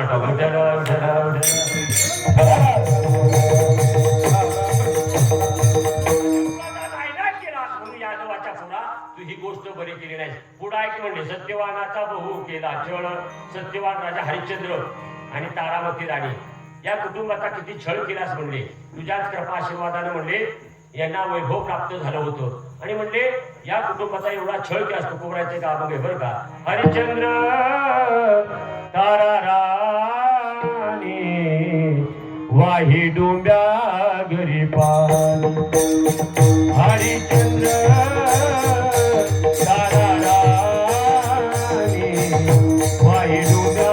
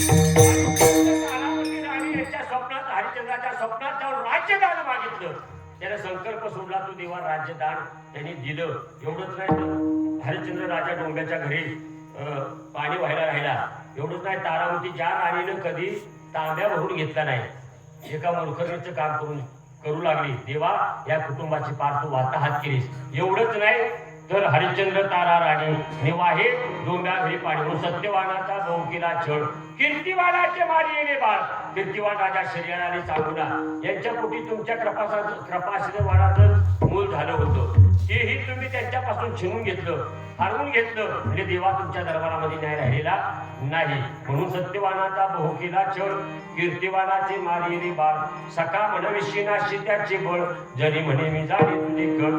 जनाबाई म्हणते हे बाकीचे 14 पुरावे मी लांबचे सांगितले, पण जवळचा पुरावा सका म्हणविषयी नाशे त्याचे बळ. अर्जुन हा तुझा सक्का मेहुणा त्याचं बळ काढून घेतलं. मग आमची काय विचार. म्हणून देवा तुझ्या दरबारामध्ये न्याय राहिलेला नाही. म्हणून धुंद झाला तुझा दरबार. देव म्हटले जणे जवळजवळ तू 10 मिनिटं माझ्याबरोबर भांडलीस, सगळे पुरावे सांगितले, मी कुणावरही अन्याय केलेला नाही. भगवान के दरबार में देर है लेकिन अंधेर नाही. म्हणजे 15 मिनिटं पण भांडून सुद्धा तू म्हणले अजून म्हणले मी अन्याय कुणावरती केला नाही, माझ्या दरबारात न्याय आहे हेच सांगतेस. नाही नाही म्हणजे मी अन्यायच कुणावर केला नाही. हे सगळे जे पुरावे सांगितले त्याची सगळ्यांची उत्तरं माझ्याकडे. थोडं भजन कर मी तुला सांगतो. विठोबार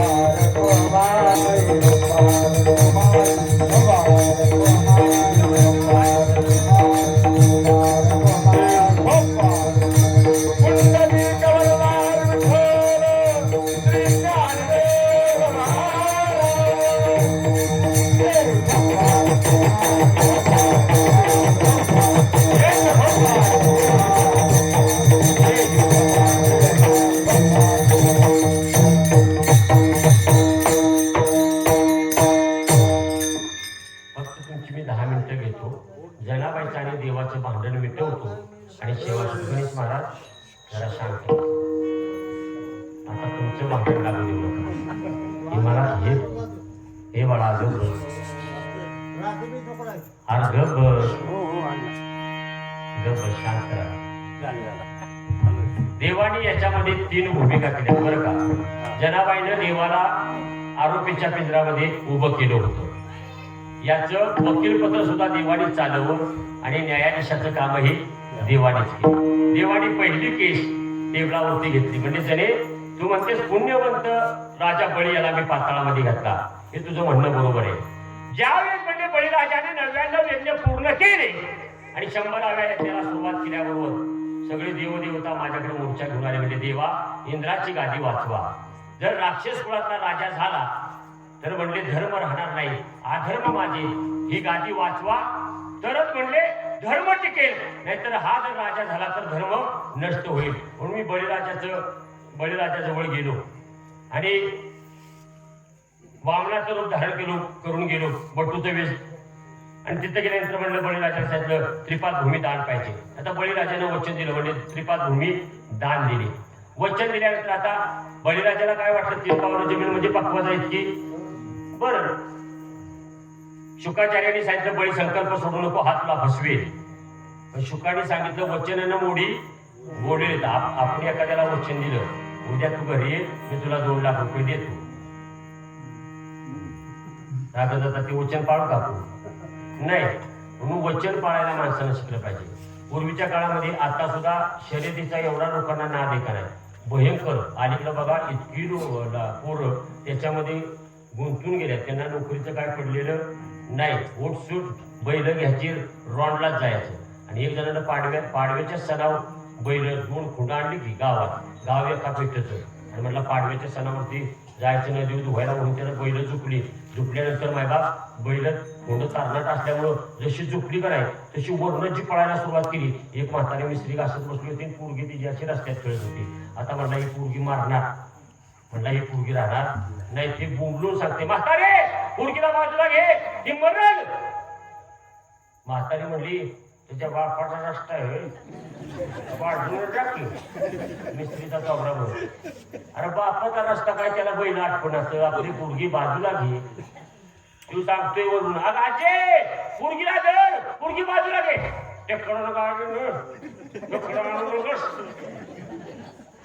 मिस्त्रीचं तोंडातच. ती म्हणली, तुझ्या बापाचा रस्ता नाही, तुला गाडी न्यायची, पोरगी बाजूला घेणार नाही. आणि इतक्या सुसाट वेगानं गाडी आली, ती गाडी पोरगीच्या अंगावरनं गेली. पोरगी जाग्यावरच खलास झाल्याबरोबर हिनं कोर्टात केस टाकली. निकालाला सुरुवात झाली. मायबाप कोर्टात केस उभी राहिली आणि उभी राहिल्यानंतर हा म्हणला, वकील साहेबांना म्हटला, हा जो शेतकरी होता, वकील साहेब खूप पैसा घालवला म्हटले, बैलांसाठी जवळजवळ 25-30 लाख रुपये घालवले. यातनं माझी निर्दोष मुक्तता करा, तुम्हाला काय पाहिजे ते मी देतो. तुम्ही म्हणले काही करू नका, फक्त मला वचन द्या. कोर्टात केस उभी राहिली की फक्त तुम्ही तोंड उचकाटायचं नाही, अजिबात बोलायचं नाही. मी काय विचारलं की नुसतं बुईंग करायचं. काय करायचं? बुईंग. अजिबात एक शब्द सुद्धा तुम्ही बोलत नाही, बुईंग एवढंच म्हणायचं.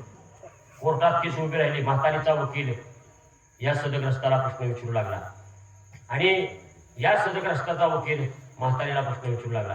प्रश्न विचारत असताना हा म्हणला, वकील म्हणतात, हो गाडीवाले बाबा, तुम्ही रस्त्याने गाडी झोपायची काय करत होती, पुढं पोरगी खेळत होती, हे तुम्हाला दिसत नव्हतं का? तो म्हणला बुईंग. तो म्हणला बुईंग. अहो म्हणला, तुम्ही वरून सांगायला पाहिजे होतं, पोरगीला बाजूला घ्या. तो म्हणला बुईंग.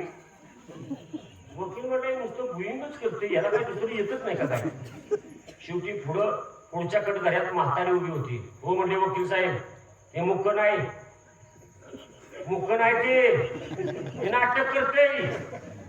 म्हणजे मुक्क नाही, तुम्हाला कसं माहिती? अहो नाहीच ते मुक्क. मी ज्यावेळेस पोरगी दारात खेळत होतो तेव्हा ते बुंबलून सांगत होतं, म्हातारे पोरगीला बाजूला घे, म्हातारे पोरगीला बाजूला घे. पण ते बुंबलून सांगत होतं तरी तुझा डांगीसपणा तुलाच नडला, त्याची निर्दोष मुक्तता. म्हणले याला म्हणले काही सुद्धा शिक्षा होणार नाही, निर्दोष मुक्तता. वकील म्हणला, बघा म्हणजे मीही एक शब्द न बोलताना तुमच्या केसाने कला नाही, काढा पैसे. तो म्हणला बुईंग. विठ्ठल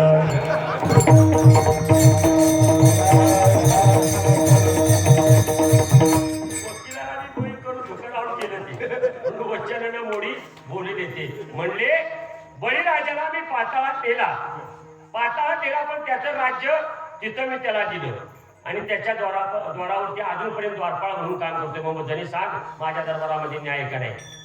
द्वारपाळ बळी द्वारी झाला. त्याच्या अगोदर सचिन महाराज काय, गवळीयाचे घरी अंगी काय वळी, आणि द्वारपाळ बळी द्वारी झाला. म्हणून द्वारपाळ म्हणून मी अजूनपर्यंत काम करतोय, म्हणजे माझ्या दरबारामध्ये न्याय आहे का नाही सांग. म्हणून पुण्यवंत पाताळ रुकी नेला. जनाबाई म्हणली, बाई फार हुशार दिसताय देवा, पहिल्या केसचा निकाल 2 मिनिटातच लावला. मग दरिद्री तो भाग्यवंत केला, याला कारण काय? म्हणजे दरिद्री सुद्धा 18 विश्व दारिद्र्य ज्याच्या घरी नांदत होतं, अन्नाचा कण मुलांना कपडे कधी मिळाले नाही, पण मला कधी तो विसरला नाही. माझं जर भजन करायला लागला. सुदामाचा एक प्रसंग तुम्ही पहा, डोळ्यातनं आसरू आल्याशिवाय राहत नाही. ज्यावेळेस सुदामा देवाला भेटायला गेला होता अनवाणी पायानं, माझ्या भगवान गोपाळ कृष्णाने देवाने आपल्या डोळ्यातल्या पाण्याने त्याचे पाय धुवावे, एवढी अप्रतिम भक्ती असेल. एवढी भक्ती करावी की देव आपल्या मागं पुढं उभा राहिला पाहिजे, एवढी भक्ती करावी. जने म्हणजे 18 विश्व दारिद्र्य त्याच्या घरी नांदत होतं, पण एक क्षणभर सुद्धा तो मला आपली भक्ती कशी असते, जया चित्ती जैसा भाव आणि तया जवळी. स्मशान भूमिका आली की तेवढ्या पुरतं मध्ये राम राम राम राम राम राम राम राम राम राम 80च्या स्पीडनं राम राम राम.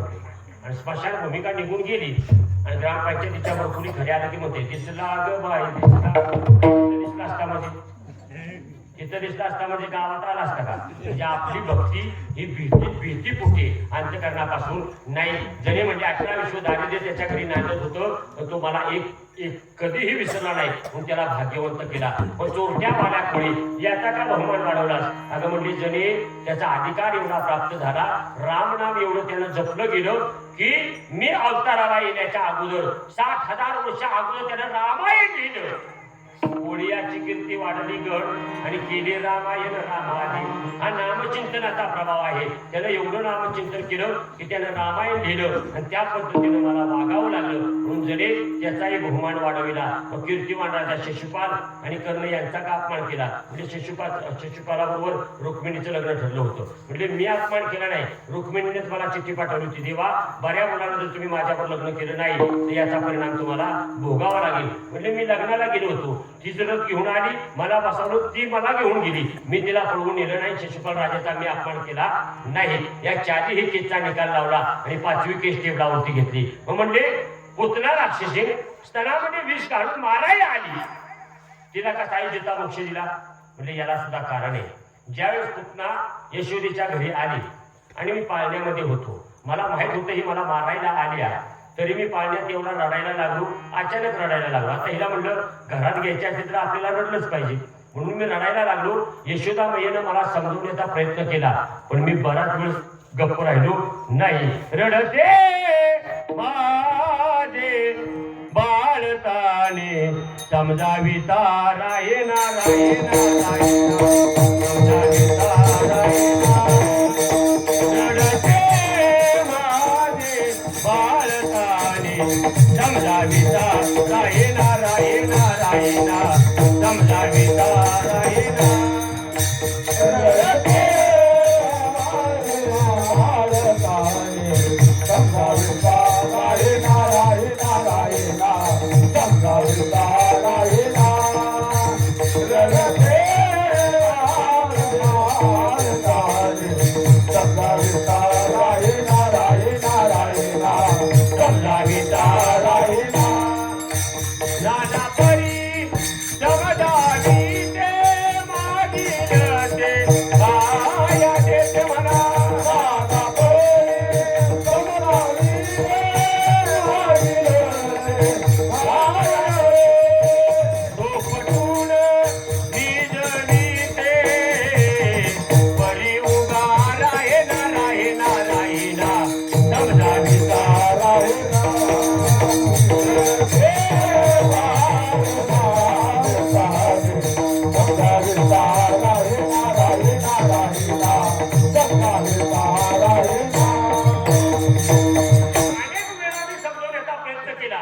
शेवटी मी राहिलोच नाही. शेवटी तिनं मला पुतणीच्या मांडीवरती दिलं. भगवान गोपाळकृष्ण म्हणजे ज्याच्यासाठी हे आल्या त्याला विलंब कशाला, म्हणून भगवान गोपाळकृष्णाने कुंचुकीवर करायला सुरुवात केली. चोळी पुतना म्हणली यशोदे कधी ग पाजलं होतंस? पाजू का? आता त्या काळात कुणीही कुणाचं पण पाजू बरं का. पूर्वीच्या काळी बराच म्हणजे पूर्वीचा काळ आहे. शेजारणी एकमेकी जर बाळांती झाल्या असल्या, ती जर रानात गेली असती तर ती शेजारणीचं म्हणून रडत असलं तर शेजारीने जाऊन तिला पाजायची, रडते म्हणून. आता तर काळ सोडून द्या, आता जिचं तीच पाजत नाही तर दुसऱ्याचं कधी पाजायची.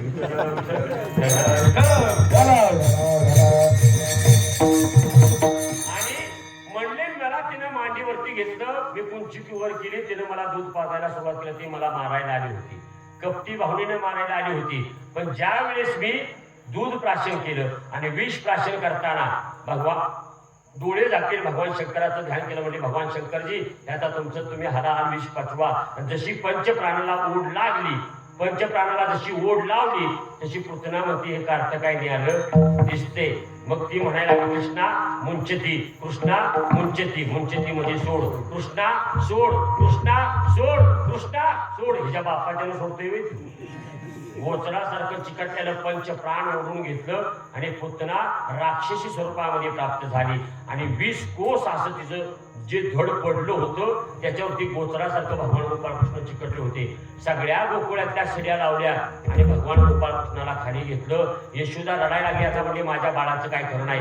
आणि खाली घेतल्याबरोबर मटपट मटपट मुकं घेतली तिची आणि तिचं भगवान गोपाळकृष्णाचं मुकं घेतलं आणि मग ती बाई देवाची कृपा म्हणून वाचलं. अरे देवच आहे ती म्हणती देवाची कृपा म्हणून वाचलं म्हणजे ती मला मारायला आली होती पण मरताना कृष्ण कृष्ण म्हणत देह ठेवल्यामुळं मला काय करावं लागलं तो असं काय गाच्यानी माने सायाची सौरसू केला पुतणे जी विषाच्या निस्तर पाणी मारू आली म्हणून तिला सायोजिता मोक्ष दिला म्हणून वैर्याची दिलेली मोक्ष सिद्धी कपटी या दिलेली महानिधी मग रावणाला महानिधी का बनवलास म्हणजे त्याने तो जरी राक्षस आता तसं पाहिलं तर दशग्रंथी ब्राह्मणातला एक रावण आहे बरं का सगळे देव रावणाच्या घरी कामाला होते गणपती बाप्पा गाडवर राखायला होते ब्रह्मदेव दाढी करायला होते बरं का सगळे देव 33 कोटी देव रावणाच्या घरी राहत होते रावण जर देवपूजेला बसला रोज सोन्याची कमळ व्हायचा किती रोज सुवर्णाची कमळ सोन्याची कमळ एक कमळ जर कमी पडलं तर स्वतःचा शिर कमळ छटायचा आणि पूजेवरती ठेवायचा आपल्याच्याने होईल का तसं म्हटला काका बेल नाही मिळाला आणू का निर्गुडीचा पाला निर्गुडीच्या पाल्यावर पूजा करणारा वै रावण होता आपल्याला नुसतं देवपूजा कर म्हटलं तरी मूर्खाचा कटाळा लहानपणा तर करतच नाही पण लग्न झालं तरी आहे म्हणायचे अरे बाळ्या तेवढी देवपूजत जाती म्हटलं आई तुला काय कळते भेटलं का आता लगीन झाले माझं रोज उठून देवपूज रोज उठून ती काय कितकं म्हणजे मला राहायचंच नाही जीव देतो टाकली धरणार तुम्ही म्हटलं मी गेले बरं हे काय पूज उठून देवपूजा झाला तुम्ही टाकली ते पोहत पोहत निघालं बिबिवीत त्याची सासू वाढत ती बिबिवीत गेलं आता वाड्या पडतच गेलो वाडव्याच्या सणावर आणि नदीच्या शेजारीच असं 1-2 कासऱ्यावरती घर होतं जावई बापू पोहत पोहत आल्यानं सासूबाईने बघितलं म्हणजे या या या या जावई बापू देवानीच तुम्हाला धाडलंय वाड्या पडताना आला तर तेवढी देवपूजा करून घ्या मी म्हटला घरचं देव टाकलं म्हटला सासूबाईचं देव करून राहू बसलं ते गेलं सासूचा मान राखण्यासाठी गेलं देवपूजा केली इतका सुंदर देवाला नटवला शेजारी पाजारीने पाहिलं राव बाबा म्हणजे काय देवाची पूजा केली काय सुंदर देवाला नटवलाय म्हणजे कोणी देवपूजा केली म्हणजे ही काय माझ्या मालकाची देवपूजा नाही ही जावयाने देवपूजा केली अगं म्हणजे माझे मालक काल सातारला गेले ते अजून आले नाही तर पाठावरच का जरा देवपूजा करा म्हणजे काय पेपर वाचत घेऊन टाक म्हणजे जावय बापू थोड्या शेजारच्या ठोको मावशीचं देव पूजून या शेजारचं देव पूजलं तिथं देव पूजून येऊन बसते ना बसते ती तिसरी शेजारी आली अगं म्हणजे माझे देव राहिले ते पाठवलं टाकते घेऊन 12 वाजेपर्यंत सासूबाई देव पूजत होते देव म्हटला घरचं 4 पूजलं असतं तर ते अंगी लागलं असतं म्हटलं ते आता राहायलाच नको गेला रानात अशी एक विहीर होती गळ्यात दगड बांधला आणि उडी टाकणार तेवढ्यात 80 वर्षाची म्हातारी म्हणजे हे बाबा आत्महत्या करतोय एवढं सुंदर जीवन देवाला दिलंय एवढा तरुण टाकला आहेस म्हणजे काय तुझ्या मागा असा घोर लागलाय ते तू आत्महत्या करतोय तर म्हणजे बरं झालं देवाने माझ्याच माझ्या तुला पाठवलं म्हणजे देवाने मला वंशाला देवा दिला नाही तर म्हणले 32 एकर बागाय जमिनी नोकर चाकर भरपूर निवांत खाटवरती बसून राहा म्हटलं बरं झालं आहे त्या पिठावर आलो गेलं ना घरी म्हातारी घरी गेलं सगळ्या नोकरांना बोलवलं मग हे जी म्हणली हे पा आजपासून हे तुमचे मालक आहेत जी हे सांगतील ती सगळी कामं तुम्ही करायची ती सगळी नोकर रानात गेली आणि गेल्यानंतर म्हातारी संध्याकाळी रात्री जेवताना म्हणती बाळ्या तू काडी मात्र काही काम करायचं नाही फक्त पहाटे उठायचं आणि तेवढी देवपूजा करून घ्यायची देव म्हणतात जे नको होतं तेच म्हातारीने काढलं विठ्ठल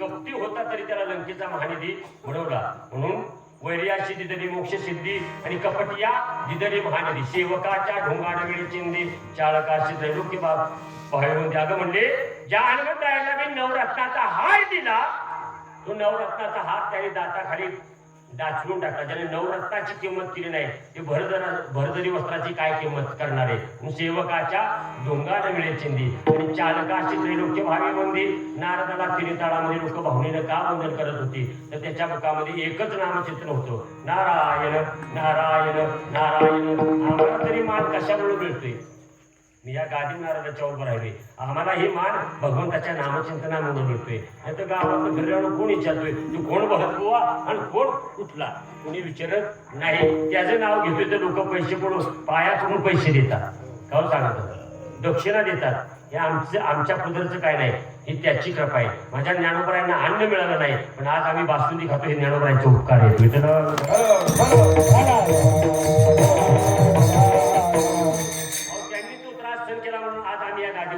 काय रेड्याच्या मुखात नव्हे बोलवला आम्ही बी रेडेच आहे संस्थेत न जाता इथं उभं राहण्याचा मान देवाने दिला, हे केवढं मोठं भाग्य आहे. संस्थेत 4-4 वर्ष घासून सुद्धा अजून लोकांना कीर्तन करायला येईल. आमचे सागर दादा कुठं शिकाय गेले, सचिन महाराज कुठं शिकाय गेले, कुठेही न शिकता देवाची कृपा होणे, याला देवाचाच आशीर्वाद असावा लागतो. आलं का लक्षात? आता हे मला सागर महाराज नेहमी सांगताना लोकांना म्हणतात, माझे गुरु फक्त भरत आप्पा आहेत. मी त्यांना स्पष्ट सांगितलं, मी तुमचा गुरु नाही. आणि एक लक्षात ठेवा, सागर महाराजांचं वाजवणं म्हणजे माझ्या दृष्टीनं सातारा जिल्ह्यात कुठलाही पट्ट्या पकवाज वाजू द्या, सागर महाराजांचा जो गोडवा आहे तो कुणाला जमणार नाही. आमच्यामध्ये एका गोष्टीमुळं फक्त माझे म्हणजे मी म्हणतोय असं म्हणू नका बरं का, ज्या ज्या व्यासपीठावरती मी जातो तिथंच फक्त सागर महाराज येतात. नाही तर 25,000चा रोजचा धंदा सोडून मागं फिरायला कोण मोकळा नाही. एक आपल्या गावचं प्रेम, मुलांचं प्रेम, त्याच्यासाठी सागर महाराज इतके ते दिवसभर ते हे जे आता बसले ते नाही ह्याची बरोबर का, म्हणून गाणारानं पत्ते पाळावं कधी बरं का. सचिन महाराज किती खाल्लं बघा,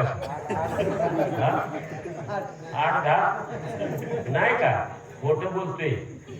मला माहिती ना तुझा आवरेज काय आहे विठ्ठल.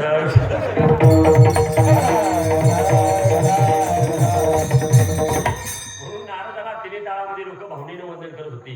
पतिव्रता लक्ष्मणाची बायको उर्मिला 14 वर्ष म्हणजे तू म्हणलीस ना तिला गुंतवली, त्याला कारण आहे.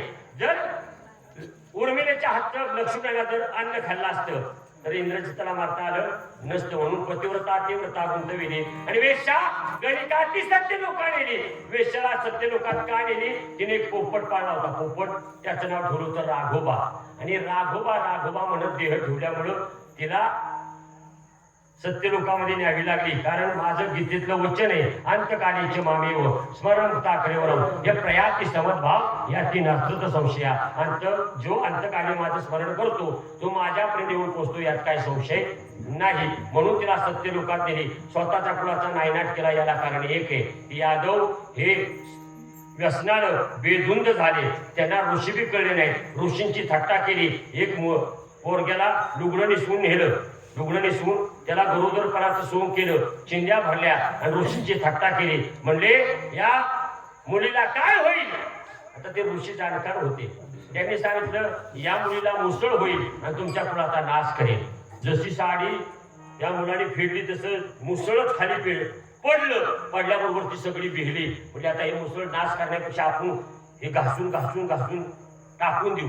त्या मुसळाचं लव्हाळ तयार झालं बरं का. लव्हाळ तयार झाल्यानंतर त्या सगळ्या कुळाचा त्याच्यापासूनच नाश झाला. म्हणून यादव कुळाचा नायनाट केला. मी एकही यादव कुळ ठेवलं नाही. म्हणून तू म्हणतेस यादवाच्या कुळात तू गोष्ट ही बरी केली नाही. पुढे एक म्हणले हरिश्चंद्र आणि तारावती राणी. ज्यावेळेस बाप विश्वामित्राने राज्यदान मागितलं, संकल्प सोडला, राज्यदान दिलं. तारावती राणी हरिश्चंद्र राजा डोंब्या घरी पाणी व्हायला लागला. एवढंच नाही बाप, प्रेतावरती अंत्यसंस्कार करण्यासाठी स्मशानभूमिकेत राहिला. ज्या तारावती राणीने कधी तांब्या भरून घेतला नाही, ती सुंदर राणी मोडकरणीचं काम करू लागली. ती जी धष्टपुष्ट होती ती काष्ट झाली. तिचा एकुलता एक मुलगा, काय त्याचं नाव, सचिन महाराज, रोहिदास, त्याची आतडी पारोटी बाहेर काढली आणि तारामतीच्या गळ्यामध्ये अडकवली. गावात जाऊन सांगितलं गावामध्ये मुलं खाणारी लाव आलेली आहे, त्यांना तुम्ही ठेवू नका.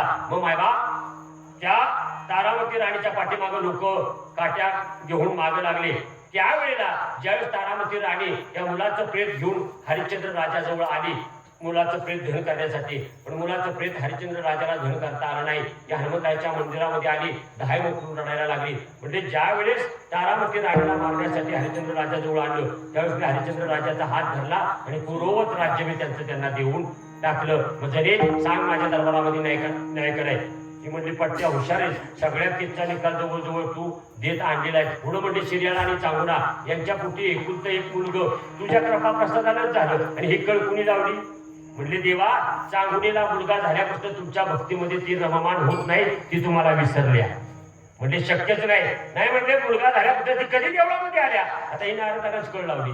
मग भगवान शंकरजी साधूचा वेश धारण करून गेले आणि साधूचा वेश धारण करून चांगुनीच्या घरी गेले. आणि गेल्याबरोबर साधू आले. त्यांनी सांगितलं, म्हणले मला इच्छा भोजन पाहिजे. चांगुनीने सांगितलं काय पाहिजे ते मागा, मी तुम्हाला द्यायला तयार आहे. पूर्वी सत्व लोक जाऊ देत नव्हती, काही का होईना पण ती द्यायचे. आणि मग मायबाप म्हणजे काय पाहिजे, नाही म्हणजे मला नरमांस खाण्याची इच्छा झाल्या. आता म्हणजे नरमांस मी म्हणजे कुणाला मारून तुम्हाला जेवण घालू, नाही म्हणजे दुसऱ्या कुणाचं नाही, तुझ्या मुलाचाच मांस मला खायचंय. आता कोण अशी आईने दिले छतीचे हो, स्वतःचं मूल मारून दुसऱ्याला खाऊ घालू का कोणी नाही. आईचा अंतकरणी हळवा असतं. म्हणजे आता काय करायचं, जर मुलाला मारलं नाही तर सत्व जाईल. आणि म्हणजे जर आपल्याला सत्व टिकवायचं असेल तर मुलाला मारावंच लागेल.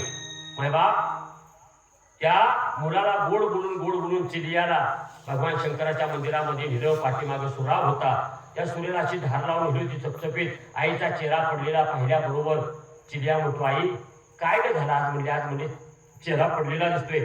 म्हणजे काय नाही चिलिया, आज म्हणजे तुला देवाकडे मी पाठवणार आहे, तुला देवाने बोलवलेलं आहे. म्हणजे मी देवाकडे जायला तयार आहे. चिलियानं जाणलं की आईच्या अंतकरणामध्ये एक दुसरा विषय घोटबळत आहे. म्हणजे आई न संकोच करता तू माझं धडा वेगळं शिड कर आणि त्या साधू महाराजांना जेवायला घ्या. चिलियाचा अंत केला.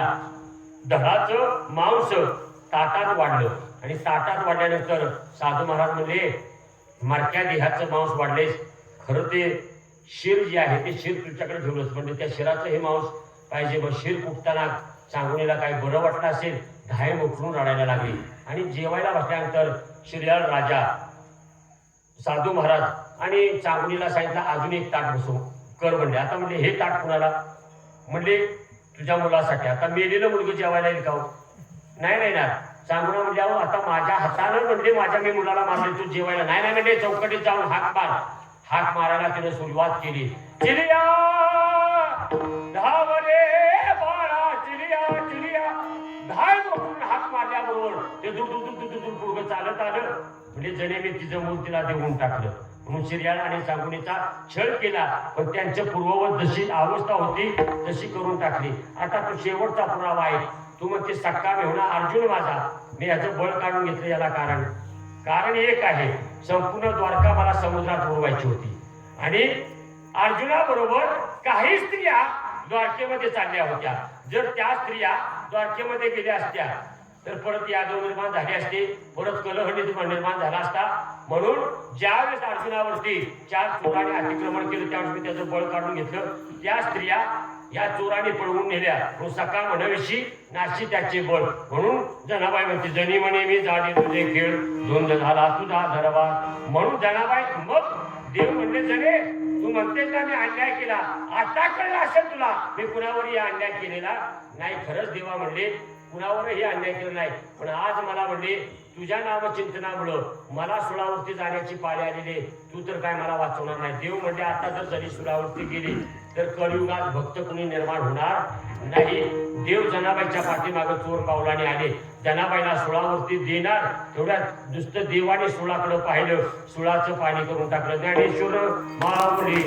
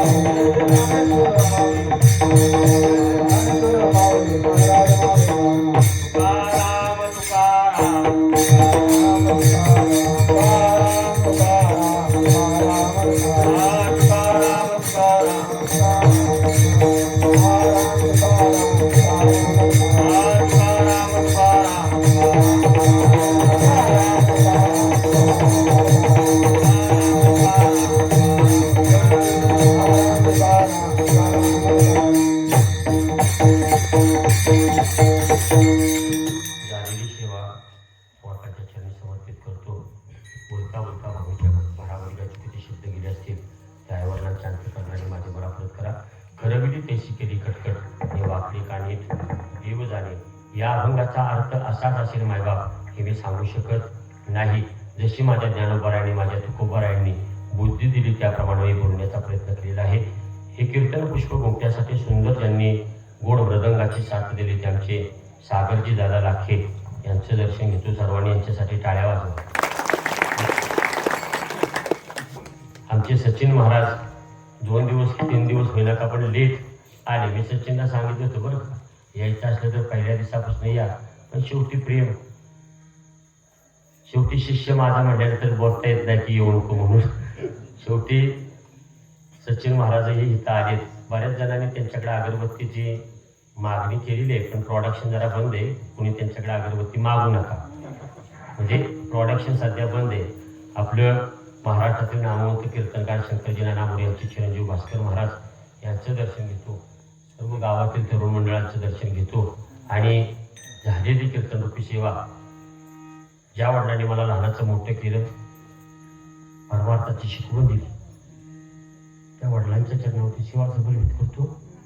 ज्या आईनं लहानाचं मोठं केलं, माझ्यासाठी अकाल प्रसंग घेतले, त्या आईच्या चरणावरती सेवा समर्पित करतो. कर्णिकर मंडळी आहेत, इतर भागातले लोक आहेत, सर्वांचं दर्शन घेतो. मी कुणी मोठा कीर्तनकार नाही, पांडुरंगाच्या आशीर्वादाने ही मला गादी लाभलेली आहे. मी आयुष्यात कधी कीर्तनकार म्हणून कुणाच्या गावाला कधी गेलो नाही. पोलादपूरला मी मोटरसायकलवरती गेलो होतो. सगळी माझ्या अगोदर 4 व्हीलर गाड्या घेऊन गेली होती. ज्यांनी मला तारीख दिली होती ते मग पुण्याला होते, हवालदार होते. आणि मी फर्ग्युसन कॉलेजला कीर्तन केल्यामुळे त्यांनी मला तारीख दिली. मी कीर्तनाला गेलो. त्यांनी फोन करून सांगितलं महाराज आलेले आहेत, त्यांना घरी घेऊन जावा.